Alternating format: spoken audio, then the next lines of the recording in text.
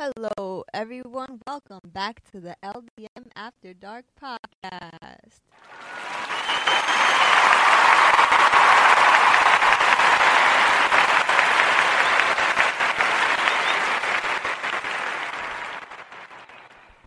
My name is Alyssa Luce. I'm your host here every week.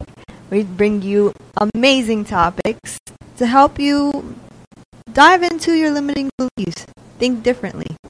And today I'm here with a new guest, and her name is Amanda. You good? Hi, my name's Amanda. Nice to meet you all. So Amanda is actually the niece of Jeanette. If you guys remember my podcast with Jeanette a little while ago in season 1, Jeanette is the writer and creator of Silent Cries, the play, book, movie, and she reached out to me because she wants to begin her own podcast. And when we got to talking about her story and what it's about, I felt like it was the perfect story to bring to everyone's attention. And I'll let her tell you a little bit more about it, but I know so many people deal with these problems on a daily basis, and her story really shows how no matter how difficult the problem, you can always overcome it. So I'm gonna let you talk a little bit on it, Amanda. Give me a background of what got you to this point. So I recently encountered something a couple years ago when my 7-year-old son was diagnosed with a brain tumor, which was actually cancerous. So that left us on borrowed time. Of course, being a mom and hearing that your kid was diagnosed with a cancerous brain tumor and life for us pretty much was on borrowed time. It was, of course, devastating, and at first I did not know what I was going to do. Truthfully, the way I overcame it was I turned to God and I asked God for strength, for patience, for truth. And with God on my side, we were able to overcome it. I also feel like acknowledging myself on my son's diagnosis and facing his diagnosis every day was something that I had no choice but to live with. I had no choice but to acknowledge myself on it because I walked into this blindly, and if I was getting ready to fight that fight, I had to make sure that I was prepared for it. So I educated myself on his diagnosis, and every day we just got up and went to chemo and radiation, and every day we gave our day to God, and we just pretty much got through it with God on our side and just having faith, and we tried to live positive instead of turning something into so negative and just being sad and miserable about it. We turned it into something beautiful, and every day we fought with a new purpose, with a positive attitude. No matter how big the fight was, we just kept fighting. Yes, that is beautiful, coming from a very difficult situation. Now, to answer the elephant in the room, is your son okay? No, he actually passed away 11 months later. So the doctors gave us 12 to 18 months, and Jaden lasted 7 months. I felt like I could have pushed him to try another chemo or try another, just try to do something else. And I respected the fact that Jaden was no longer walking, talking, and I felt at that point it would be selfish of me to force another chemotherapy on him when I knew that he was not going to get better. So no matter what I did, that cancer and that tumor was still going to remain there. So I only felt like it would be selfish of me to force him to keep going and try a new chemo. So I respected his wishes, and his wishes was after that trial, he did not want to try anything else. So I respected that, and that's what I gave him. Yeah, that's very difficult, Sorry for your loss, of course. Thank you. I don't have the privilege of being a mother just yet, but I know stories, and that's something that you just carry with you every Yeah. day. And like I said to you guys, this is common problems. There's young mothers, there's mothers that deal with their kids in the hospital with all kinds of sicknesses, not just cancer. Absolutely. And even mothers that do lose their kids. Usually you think your kids will outlast you. And he was your first child, I believe, right? Absolutely. A parent is never supposed to bury their child first.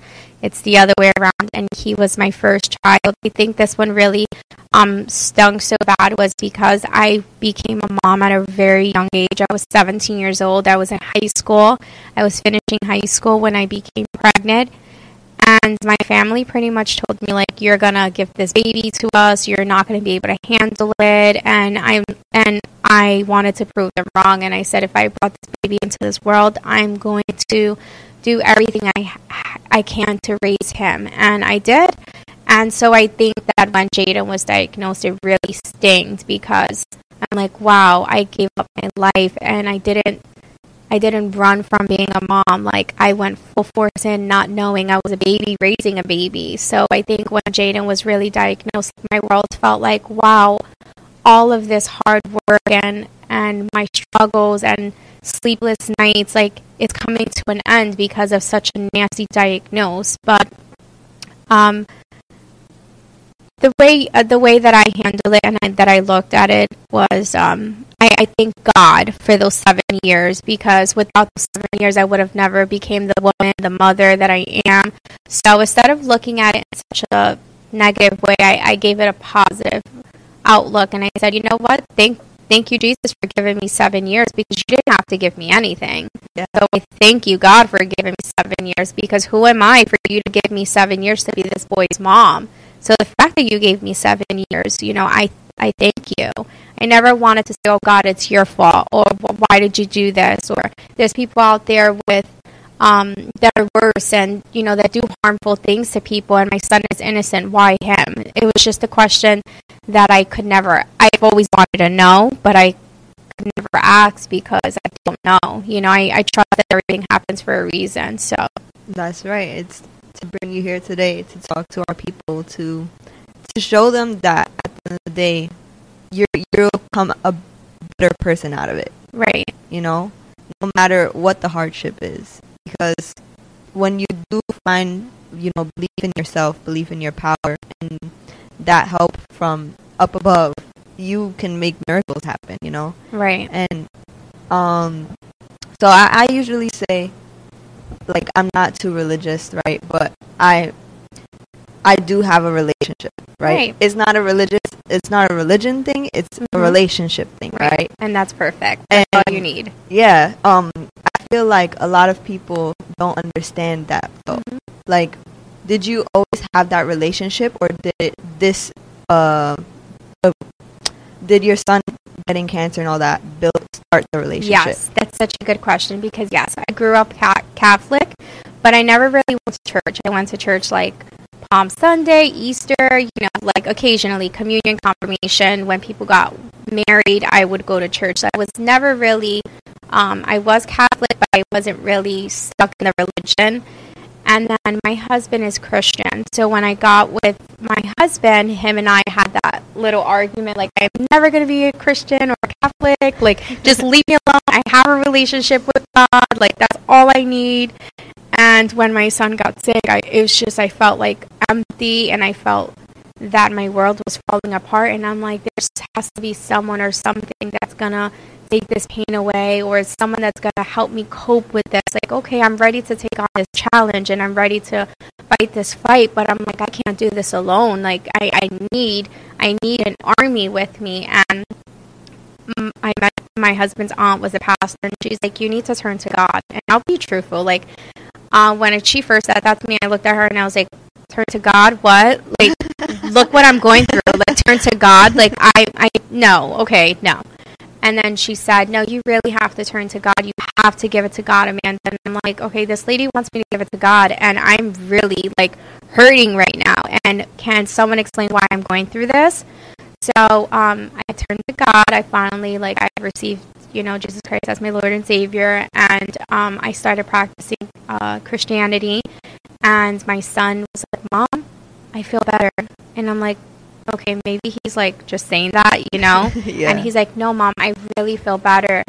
And I'm like, okay, so we'll try this. And we kept trying it. And I'm telling you, Alyssa, without God, I would have not got through this, but before God, I would tell myself, like, if something happens to my son, I'm going to kill myself.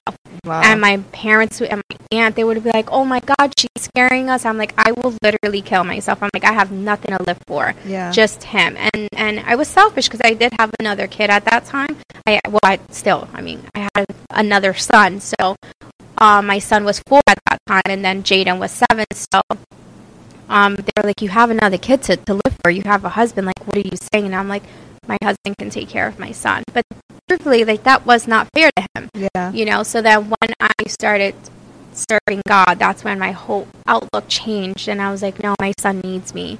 My other son, my husband. Like, I cannot just give up my life, So that's how I turned to God, because before I was not religious. I had a relationship. I would wake up in the morning, hey, thank you, Jesus. And, when I wanted something, I would be like, hey, God, can I have this? It was never like the intimate relationship that I have. Like, now I go to church, and, like, God is introduced in my house and to my children. And now, like, we walk by, God. Yeah. So that's the way that I came to the Lord, because I had my little relationship, but I wasn't really fully committed into my religion. I heard recently it's like you were doing drive-by prayers. Yeah. Like it's just like, shoo, shoo, okay, thanks, bye. Like, yeah. And it's so true. This pastor would come to my house, and I'm like, okay, thanks for your prayers. And, I would leave them at the door, Yeah. It was nothing serious, but I just saw what God can do, and I saw his works, and I just saw how he turned my pain into positivity, how he heals me. And there's a lot of people that I know that are mourning, and they're going through a lot, and I'm like, not saying that if they found God, they would mourn differently. I just find the comfort in myself that I dealt with it a little bit more better because I turned to God. So I felt like my journey was a little bit different from most. Right. Yeah. I feel like a lot of times when we go through difficult situations, we feel alone in it. Yeah. But building that relationship, even though it's not with another physical person, you still know someone's listening to your heart, someone's listening to all your pain and receiving it, and they're comforting you. Yeah. And I had an army. I had my mom, my dad, my cousins. I had my husband's family.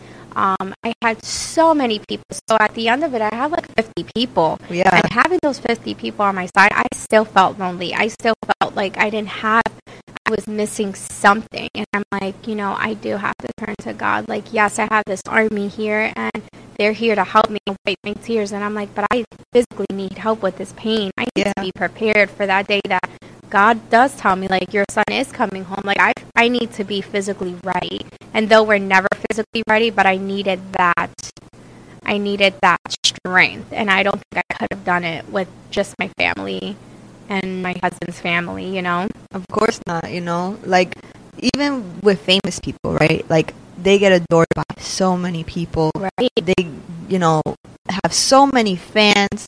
And then at the end of the day, there's still such a high suicide rate. Yes. Because in reality, they do feel alone, And it's like, nobody really asks what's going on. And even when they do ask, you feel like they just won't understand because your situation is not the same. Right. So you feel like you just won't get it. Like, I'll keep it to myself kind of thing. But this shows you don't even have to keep it to yourself. Even talking about it right now, like, this is feeding someone else in whatever they're dealing with and showing them that, hey, it is okay. Right. You're going to get through it. You just have to want to get through it. Right. I'm pretty sure when that whole situation was going down, like you said, you felt like if something happens, I'm out of here. Yeah. And there's plenty of people who deal with that on a daily basis. They're like, I don't want to be here. Right. They don't find purpose in what they're doing. So for you to go through that relationship and now you're like, no, I'm here to talk about my son's story. Right. I'm here to share with people that it can get better. So you wrote a book about this, right? Yes, I did. So my book actually was a journal, and I would take this journal with me every day to chemo and radiation. and I would pretty much write my hurt and pain down on that paper. And at the end of my son's journey, I said, oh my God, I have like a whole book here. Like, this is insane. I literally have books about my feeling, what I felt, what did I go through, the first 3 months, this is what we encountered, the first 6 months. So I said, I should definitely make this into a book. And I'm like, of course, I'm not going to make this into a book. Nobody cares. Like, I'm just any other mom who's going through pain. Like, it is not that serious. No one's going to care. And I gave it to one of my friends, and she loves reading. And she said, let me see. So I gave it to her, and she's like, Amanda, what are you doing? You need to turn this into a book. And I was like, no one's gonna care. And she's like, are you serious? Like, of course. Like, do you know how many lives you will impact? How many moms you would touch? And I'm like, no, because I'm just a regular person. She's like, who cares? Like, people go through this pain all the time. Even moms that, their kids don't necessarily have cancer, but there's a lot of autism, cerebral palsy. There's a lot of, heart conditions, brain conditions. There's a lot of moms that, even fathers, just parents that go through, these diagnoses with their kids, and it's not necessarily cancer, but you go through these diagnoses and you're like, I need someone to tell me that they understand how I feel. They know what I'm going through. The sleepless nights, the 20 doctor's appointments a week, the not eating because you're worried or you're in doctor's appointments. So then when you come back, it's like, okay, you want to catch up on house duties. There's a lot of parents out there that's going through that. So I decided to turn my journal into a book, and now I'm at 142 pages of this book, and I recently signed a contract with Amazon, and it's actually being published. It's going to be published next month. Right now I'm working on some changes. I just did my cover for the book. I just did all my editing and stuff, the formatting. So now the book is in the process of being made. We're shooting for mid-May, early June. And just my book is to help other families and help children get through this this devastating time. Even when, families feel like they're just going through a lot, my book, you open it and it just talks about the grieving stages. It talks about how I turned to God, how I handled my situations, and I turned something negative into positive, and how I just always made a beautiful outlook on everything, and I did not drown myself in sorrow, because I believe that we have control over our attitude and our power, and if we're negative, we're going to have a negative outcome. Yeah. And if we're depressed, our lives are going to be depressed. And not only that, but you are what you consume. So if that's what you're giving off, that's what you're going to take in, and that's how your life is going to be. I always say that we are what we give off. So if we're negative, we're going to have a negative life. Everything about us is going to be negative. Work, school, everything. But if we're positive, then even we can have a little bit. But if we're positive and we're humble, we'll have a lot, just because we have that positive attitude and we're humble, 100%. This is what I preach about all the time. Mm-hmm. If you're a continuous After Dark podcast listener, we very much strive on, thinking more optimistic, because there's no room for negativity. If you want to be negative, you can keep that very far away, Mm-hmm. But hopefully Absolutely. you're here trying to uplift that. You're here trying to change that. You shouldn't want to stay there. You should be wanting to change it, Mm-hmm. And we always try to bring you people that want to show you it is possible to change. Because everyone has a sad story. Yeah. Everyone. It's just all depends on what you make of it. You can do something positive about it, or you can sit home and be negative and drain yourself and drain your life about it. It's all on how you act to it. And my response was like, okay, I'm hurting, but I got to do something with the pain. I can get forward. I can be a listening ear. I can be the voice for all those other parents. I can be a cancer advocate, advocate for young moms, that that get pregnant early and they don't know what to do. They're scared. Like, I was in their shoes before. I was scared to tell my mom. I was scared to let my dad know, like, I'm daddy's little girl. You know, I was scared to break my parents' heart.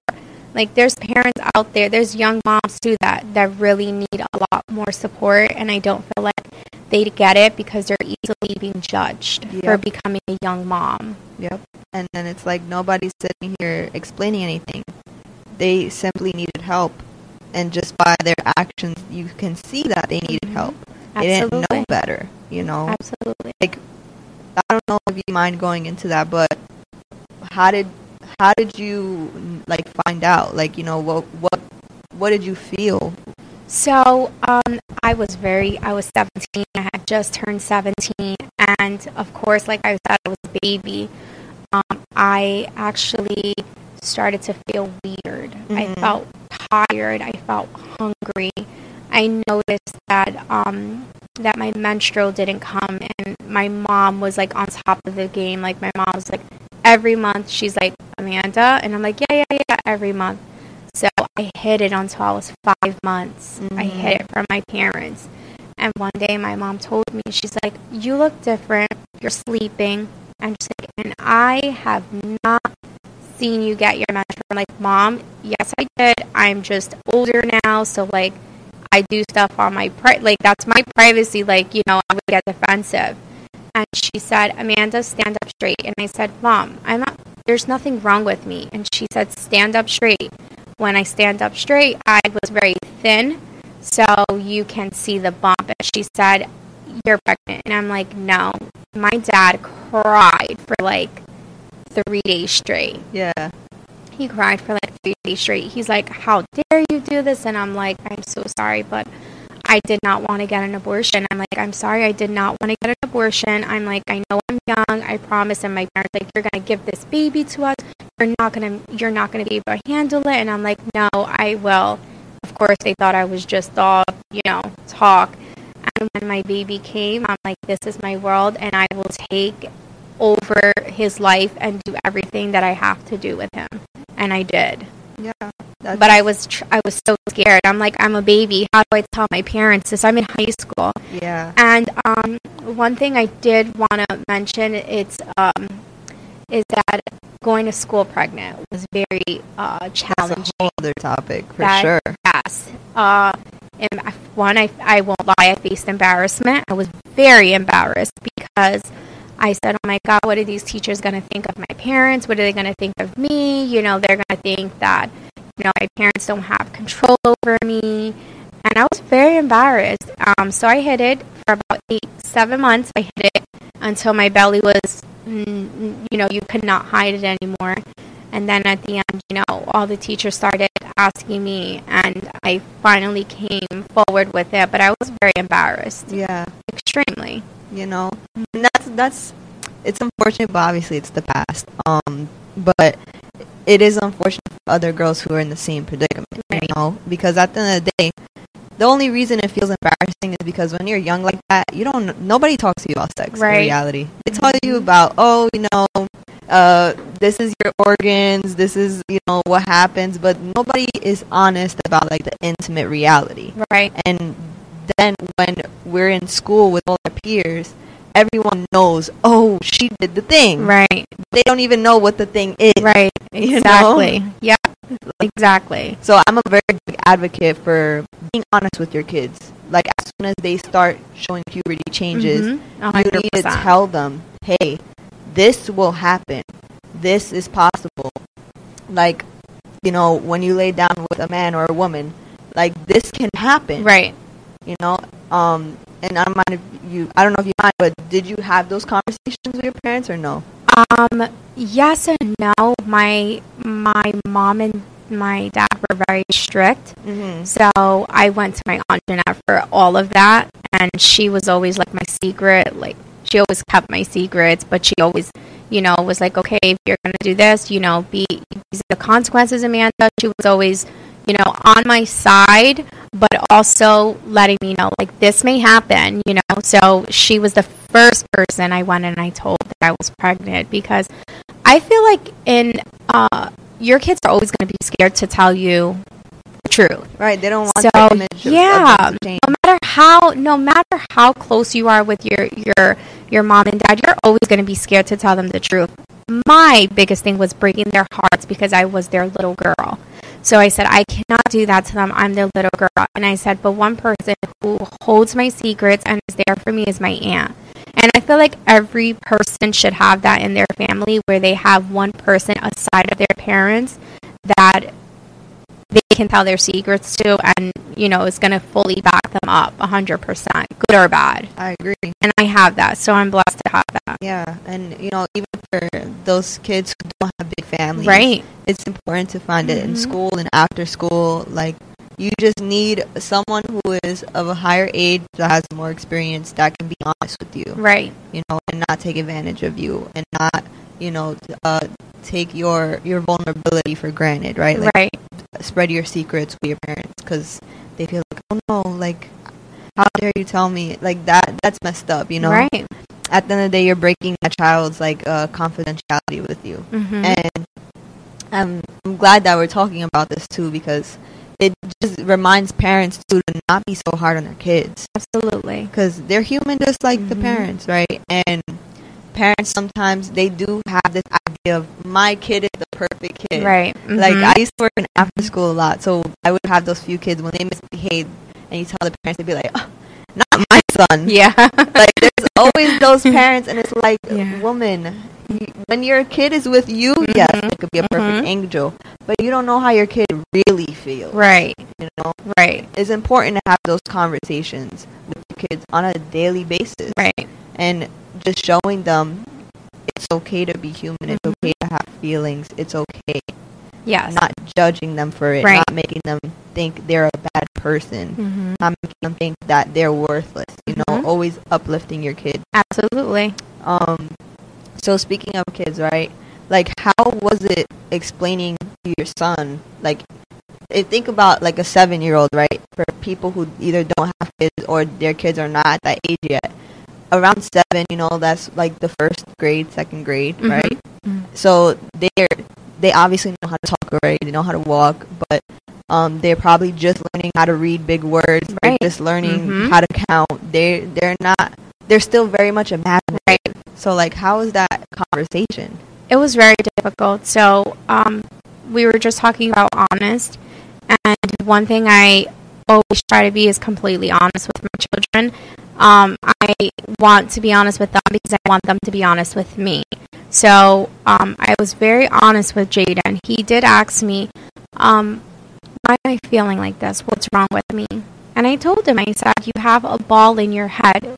What's this ball?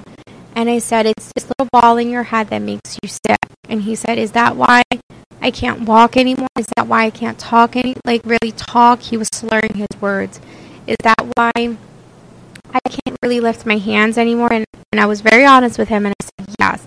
And he asked me, he said, am I going to die? And I said, we don't know. You know, we were hoping that your outcome is different. And I said, what I can tell you is that you have a big fight. We're going to fight it, and you can be God's miracle, and you will get through this, you know, every day with us by your side, and we're going to keep you strong. And anytime he asks me, Mom, why are we going to the doctor today? You have to receive chemo. Well, why do I have to get chemo? Because we're going to shrink that ball that's in your head.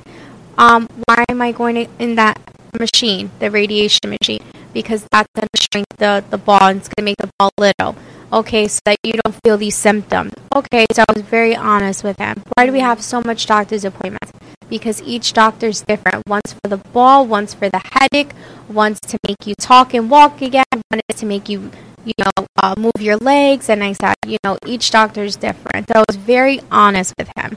And at the end, when he asked me, am I gonna die? And I said, well, we don't know that answer because no one knows that answer. Only God knows that answer. But we know that the ball's not shrinking. It's still there.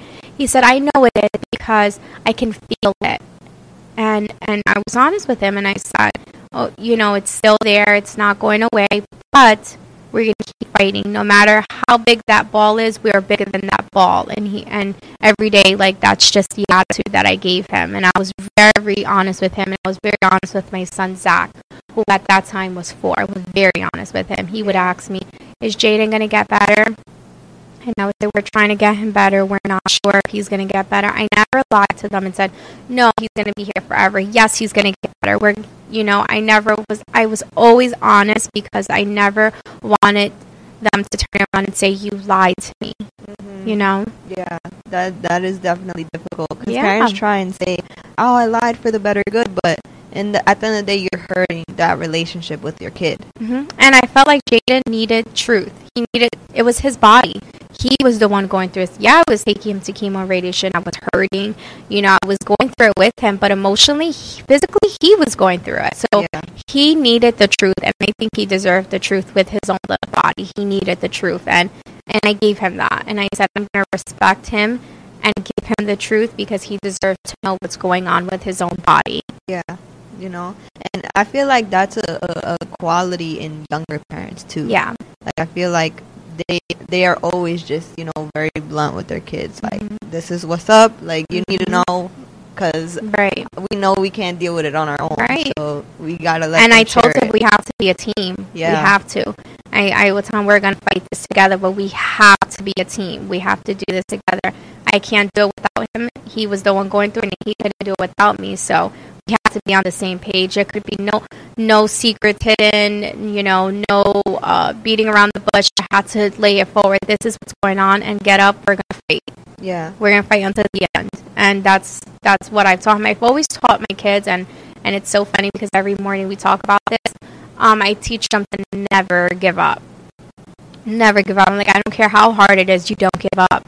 So that was my motive with Jaden. Like, let's go. I know you're not feeling good, but get up. Today's a new day. We're going to fight a new day. But I don't feel good. Okay, I don't feel good either. We're going to get up and we're going to fight a new day. We cannot let this diagnosis take over us. Yeah. And I would just call it the ball. I'm like, we cannot let this ball take over us. And he'll say, okay, and we just fought every day. Yeah, that's beautiful, because it still gives you good memories. Yes, absolutely. Like, even though it was difficult, like, you guys were, one and the same. You guys were doing it together, and now you're still fighting it just for him. Right. Now I'm still fighting it for him in a positive way and just trying to be that voice that I did not have, because my biggest anger when I was going through what I was going through with him was that I didn't have anyone to cope with me. I didn't have someone to tell me, I understand how you feel. I understand what it's like to be in your shoes. I understand how you're feeling. So everyone would say, I'm here for you. And I would be like, okay. And then I understand how you feel. And I would get so upset because I'm like, you don't understand how I feel. You don't know. So I'm like, I want to be that voice for those other parents. Like, I do know how you feel. I can say that I was in your shoes before. So I overcame it, and here's how I overcame it. Here's what helped me. Everyone's different, so what helped me may not help someone else. But even if I can just bring some light to their life, that is even enough for me. Yeah, that is beautiful. I did want to ask, so for those of you who listen to us all the time, I am a very, very strong advocate for healthy living and for natural remedies as well.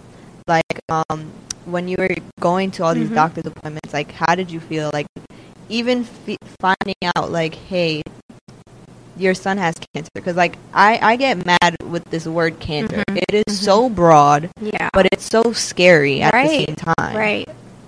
Like, it is not clear. All people really know about the word cancer is it kills people. Right. Like, unless you have a family member with cancer, unless you actually have cancer yourself, when you're just a regular, everyday person and you hear that word, the mind is just automatically, death. Right.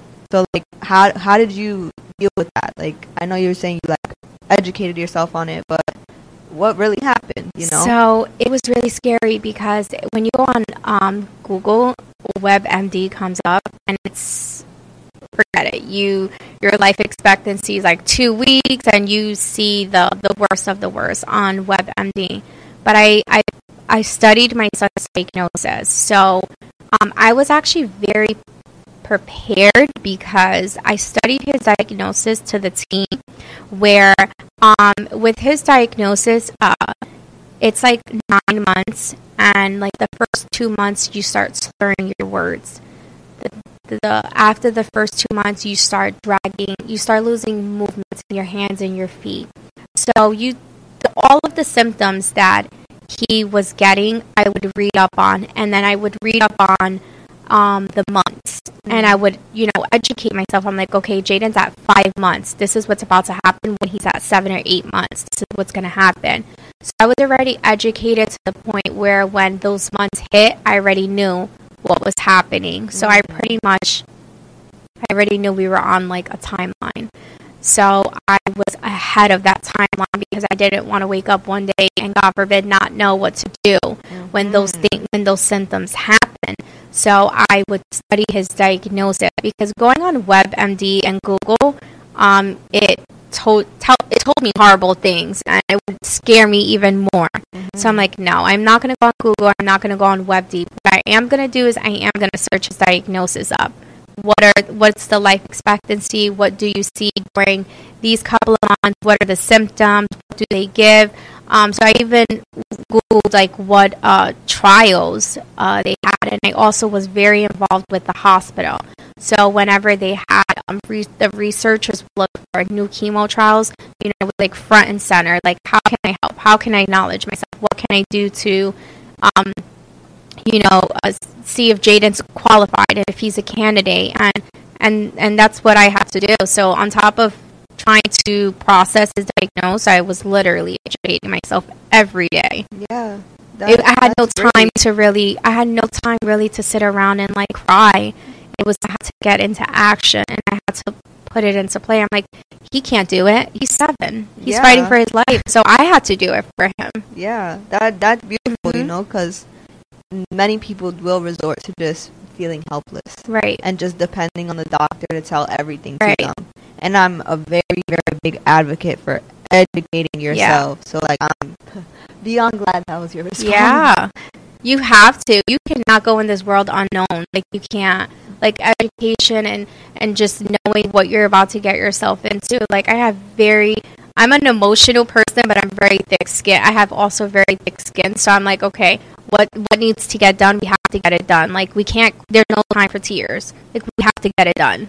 And that was like my attitude towards it. Like, okay, the doctor told me at this point, okay, let me go, let me search, let me educate, let me see what's going on. And I involved myself with the doctors too, that I didn't wait for them to tell me, okay, well, this is what's going to happen. So when we had our Monday morning meetings, Jaden's new weekly plan was up. And when I went in there very well knowledge, and I said, okay, well, I'm going to be educated. I'm educated on my son's diagnosis. So what are you going to tell me? Because I know how to defend myself with this question because I read up on it. So I prepped myself all week for the next week's meeting. Yeah, that's great. So like, a question that parents who may actually be in this predicament, right? When you're dealing with all this, some people don't have, like, let's say, financial resources to be on top of all those visits. Do you know of any like foundations or societies that help? There's so many cancer. That's another thing.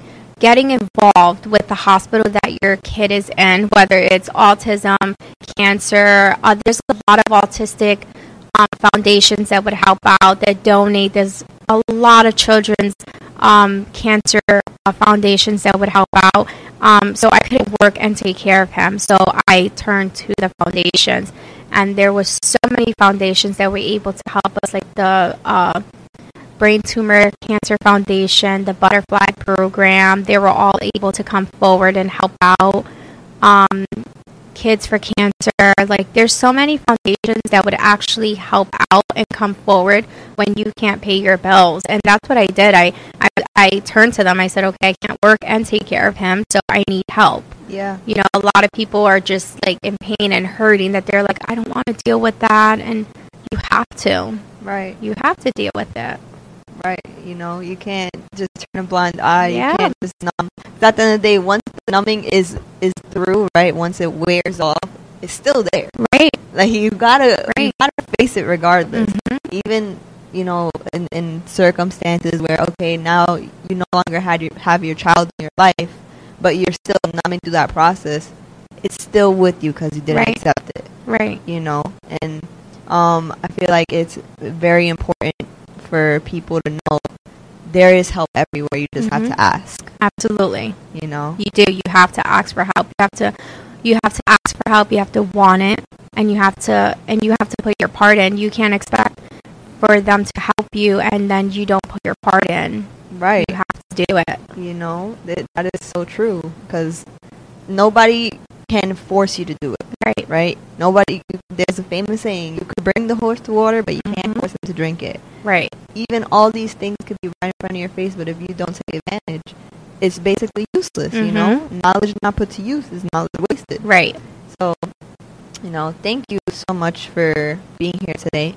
I know you want to start your own podcast. Yes. All this, right? I do. I really do. And the reason why I want to start my own podcast, because aside of my journey with Jaden, I'm a mom of two and a wife. And I always say the hardest job in the world is being a mom. Being a wife too, but more of being a mom, because your children look up to you. So you are their doctor, their lawyer, their judge, their nurse, their mom, their slave, their maid. You are everything to them, on top of being everything to yourself. So it can get overwhelming. It can be very overwhelming. It's worth it, and I love being a mom. But I feel like there's a lot of moms out there that can relate to the same subjects and same lives, and without listening to those other moms, you'll feel alone. So like I do want to have my own podcast, because outside of my journey from Jaden, like I am a mom and it's stressful, but I believe in woman empowerment. I believe in lifting each other up. I believe in being a better example for my children, for myself. I'm very, very big on self-love and therapy. So I love to be that person that can advocate therapy for others, because mental health is so big for me. So I do want to do a podcast, because I feel like these are all conversations that I would love to have with the world. Yeah, you know, and there are a lot of different podcasts out there, but what I'm learning too is there's a niche for every single thing. Like, even if it's the same category, right? Like being a mom, there's like being a young mom, there's being a black mom, there's being a mom of 10 kids. It's all different at the end of the day, but you still have your group. Right. Like, even though there's a bunch of diversity, there's still someone out there who can help you with your situation. Right. You know? Right. So I'm looking forward to hearing, you know, what you have to say on yours, and looking forward to working with you again in the future. And for any of you who want to learn more about Amanda's story or about her book and the upcoming podcast, where can they find you? I have an Instagram, so I'm always on Instagram. You can find me. I have two Instagrams. My personal Instagram would be Amanda.DeCicco. That would be DECICCO, and then XO. And then I also have my advocate Instagram, where I like to post my positivity, my journey with Jaden. That would be Amanda's with the S, and then journey_X. And there I usually share like my information when I do appearances for cancer societies, events, wherein I have hostings and events and I attend to them. I usually post everything on there, because I do speakings for foundations and stuff like that, and I do a lot of advocate and volunteer work. So I post all of that on there. Okay, beautiful. Yeah. You know, I would look forward to going to some of that, because I'm someone who loves kids. I think they're the smartest human beings ever. Yeah, they are very smart. It's so powerful to be creative and imaginative, and becoming an adult that's taken away from you little by little every day, you know? Absolutely. So I definitely think we should cherish our kids more, and because as you can see, even your kids can go before you. Yeah. You know, that is a real possibility. I've seen it firsthand. Yeah, so, you know, always make them feel loved, and that way, once that person is gone, you can't regret not loving them enough. Absolutely. You know. But again, thank you so much, Amanda. Thank you for having me. And thank you to all our listeners. You know, we wouldn't be here without you guys. If you guys have any questions, you guys can always reach out to her, like she said, on Instagram. And you guys can always reach out to us here at the LDM Radio. And look forward to her podcast coming out soon. I appreciate you guys. My name is Alyssa Luce once again. And this is the LDM After Dark podcast. Bye.